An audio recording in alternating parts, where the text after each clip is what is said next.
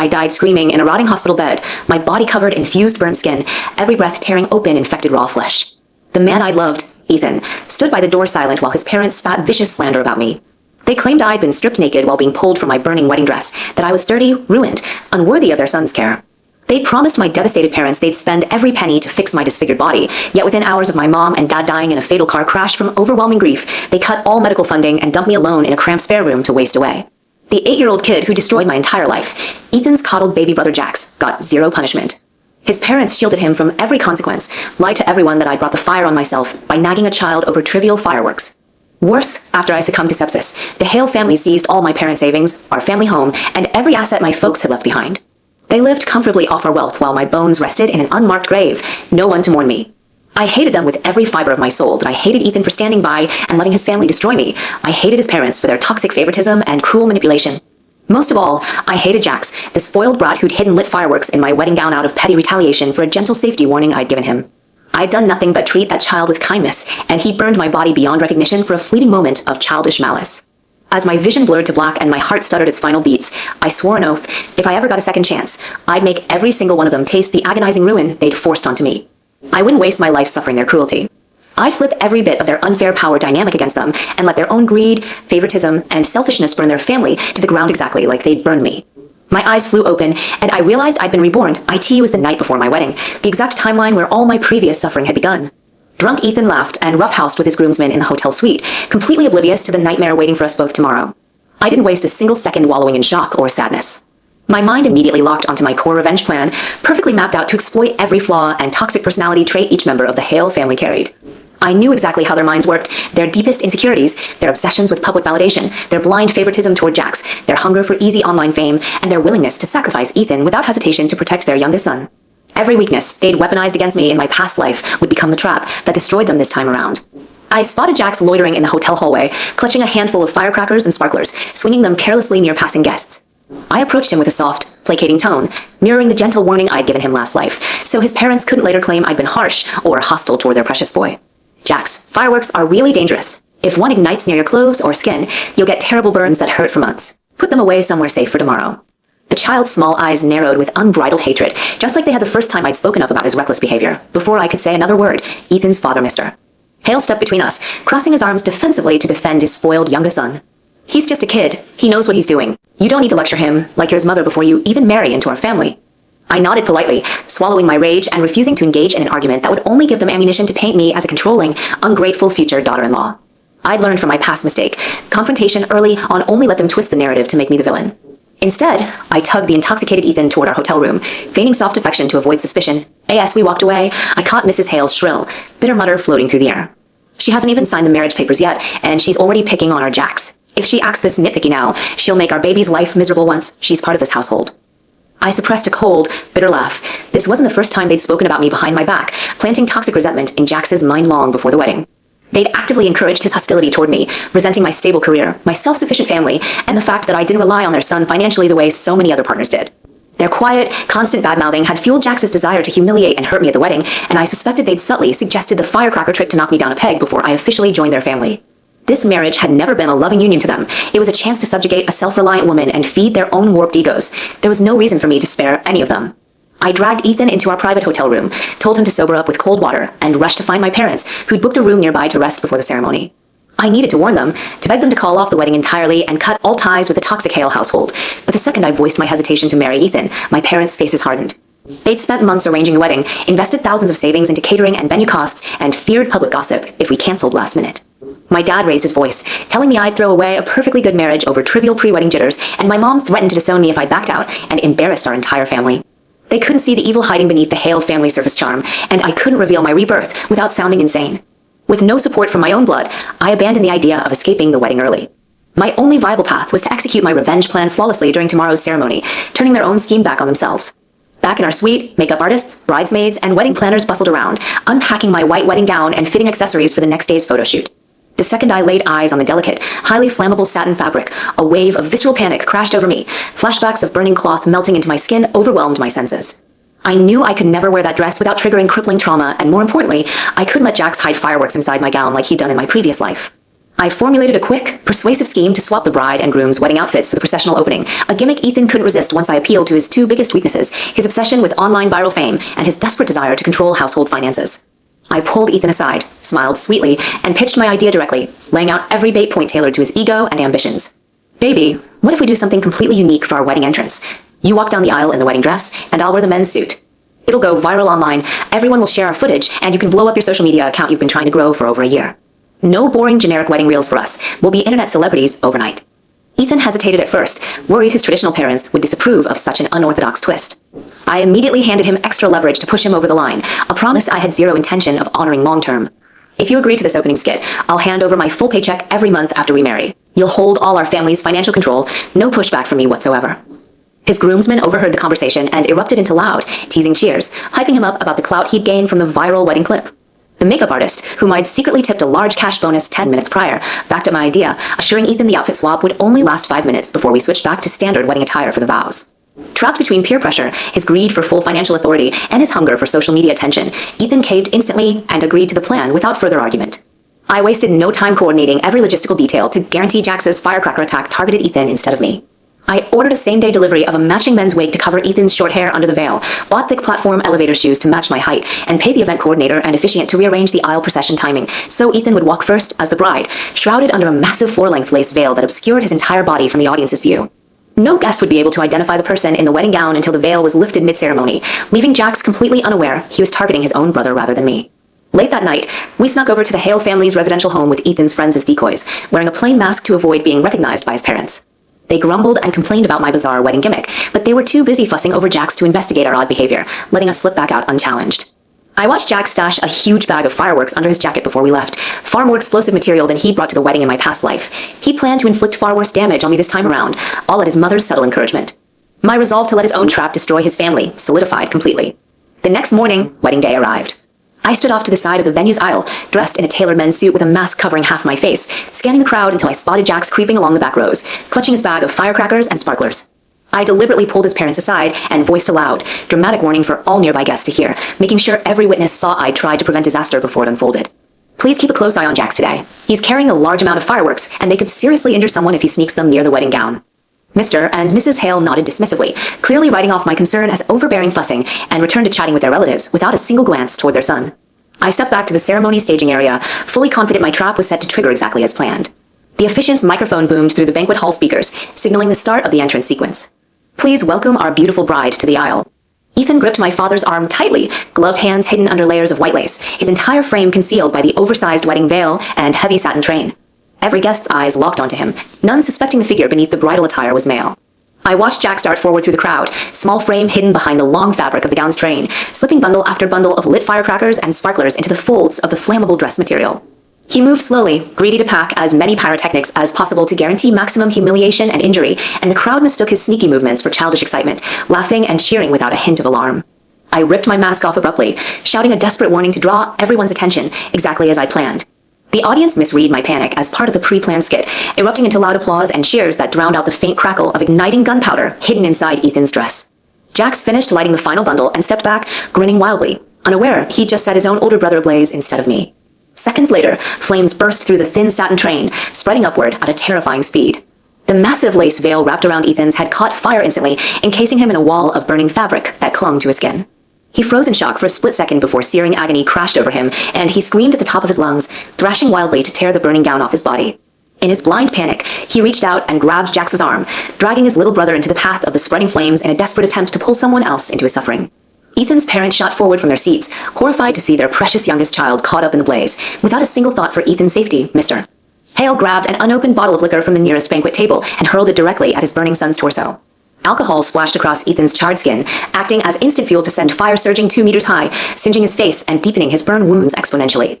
It was a clear, unforgivable attempt to save Jax by sacrificing Ethan, and dozens of surrounding guests witnessed the cold, cruel act of parental neglect. I didn't let the chaos spiral into an uncontrolled venue-wide fire that would harm innocent bystanders. My only goal was retribution against the Hale family, not random strangers. I sprinted to the wall-mounted fire extinguisher, grabbed the heavy tank, and rushed toward Ethan, screaming so every witness could hear my performative devoted wife dialogue, planting the public narrative I needed for later credibility. Everyone step back. Don't hurt my husband. They tried to kill him with liquor. I have to put the flames out. I emptied the full canister of fire suppressant all over Ethan's burning body, ignoring the potential chemical damage the foam would cause to his open burn wounds. To every onlooker, I appeared as a frantic, selfless spouse risking everything to save her partner. No one would suspect I'd planned every detail of this catastrophe to dismantle the Hale household once and for all. Within minutes, fire trucks, police cruisers, and ambulances swarmed the wedding venue, sirens wailing over the crowd's panicked murmurs. Paramedics rushed forward to stabilize Ethan and lift him onto a stretcher for emergency transport to the hospital, but Mrs. Hale threw herself in front of the medical team, blocking their path and prioritizing Jax's minor singed fingertips over her eldest son's life-threatening full-body burns. She screamed at the EMTs loud enough for every guest and police officer to record her unfiltered favoritism on their phones. He's only got small burns on his hands. Treat my Jax first. Ethan might not even survive. Why waste supplies on a lost cause? The crowd murmured in open disgust, and multiple attendees pulled out their phones to film her blatant disregard for her oldest child's life. I shoved her roughly out of the paramedics' way, dropping to my knees and wailing for the cameras, amplifying the tragedy of her cruel parenting to cement public opinion against the Hale family. How can you choose your youngest son over Ethan? You just watched your husband throw liquor on him to feed the flames, and now you block doctors from saving his life. Are you trying to let him die? Mr. and Mrs. Hale lunged toward me to silence my accusations, but uniformed police officers and outraged wedding guests physically blocked them, preventing them from interfering with my testimony. The paramedics loaded Ethan into the ambulance, and I climbed in beside him to ride to the hospital, while Jax and his mother followed in a separate medical vehicle to receive minor treatment for his superficial hand burns. We arrived at the emergency room, and I sat quietly outside the operating theater, staring at the red surgical light and replaying my past life's agonizing hospital stay in my head. Back then, I'd laid on that operating table alone, my parents dead, Ethan's family already plotting to abandon me to infection. Now the tables were turned, and Ethan endured the same torturous medical fate I'd suffered, with a family that cared nothing for his survival. Mrs. Hale marched over to me without warning minutes later, her palm swinging hard across my cheek, leaving a stinging red mark on my skin. She pointed an angry finger at my face, unleashing a torrent of blame to deflect accountability from her own spoiled son. This is all your fault. If you hadn't forced that ridiculous dress swap skip for the wedding, my boy would never be fighting for his life in surgery today. I held my throbbing cheek, letting 2 lifetimes of pent-up rage boil over, and locked eyes with her, demanding the truth about who had orchestrated Jax's firecracker attack. Before she could craft a false excuse, Jax piped up from beside her, unfiltered and unthinking, spilling the full conspiracy his mother had masterminded. Mom bought all those fireworks for you originally. She told me to hide them in your wedding dress to embarrass you on stage so Mom and Dad could control you easier after you married our family. Mrs. Hale's face drained of all color, panic flooding her features as every bystander in the waiting room absorbed the damning confession. Without hesitation, I tackled her to the linoleum hospital floor, slapping her face repeatedly and slamming her skull lightly against the ground, screaming accusations of premeditated assault and attempted murder for all nearby staff and patients to hear. You plotted to burn me alive at my own wedding. You used your child as a weapon to maim me, and you almost killed your own son by accident. You're murderous, heartless monsters. Hospital security guards rushed over to separate us, but the damage was done. Multiple witnesses had recorded Jax's admission and Mrs. Hale's horrified, guilty reaction, irrefutable proof of her premeditated scheme to harm me at the wedding. Before Ethan even exited the operating room, uniformed police officers escorted Mrs. Hale out of the hospital for formal questioning on charges of intentional bodily harm and reckless endangerment. Since Ethan and I were legally married before the ceremony, Jax was left under my temporary supervision as his legal sister-in-law. Freed from his mother's immediate coddling, the boy's spoiled attitude resurfaced within an hour. He marched over to my chair, kicked my shin hard, and demanded I buy him fast food without a shred of remorse for his brother's catastrophic injuries. I'm starving. Go get me a hamburger and fries right now, or I'll scream and make everyone stare at you. I responded with a sharp, open-handed slap across his face, loud enough for every waiting patient to turn their heads.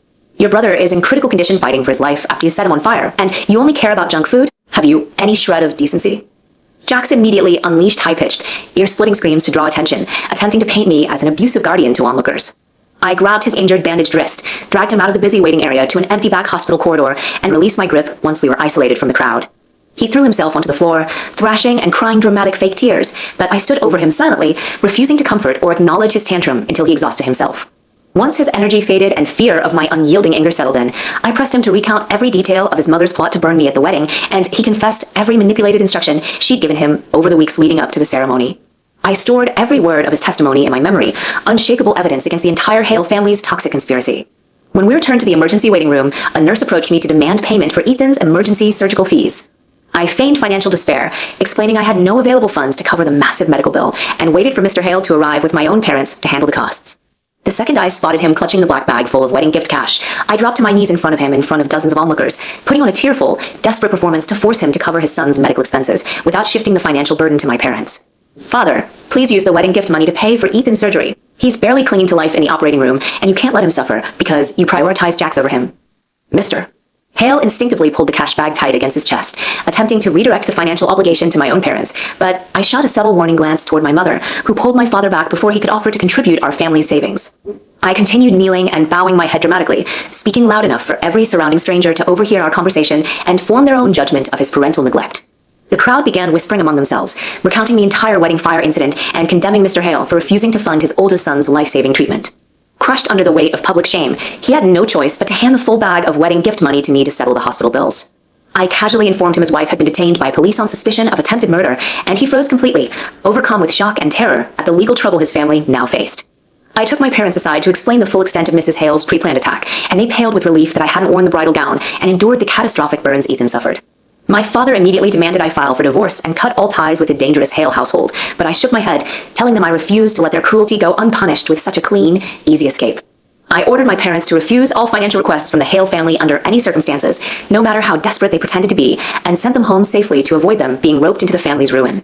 After settling the hospital's surgical fees, Ethan was wheeled out of the operating room into the ICU, his entire body wrapped in thick white gauze, barely conscious from heavy pain medication, MR.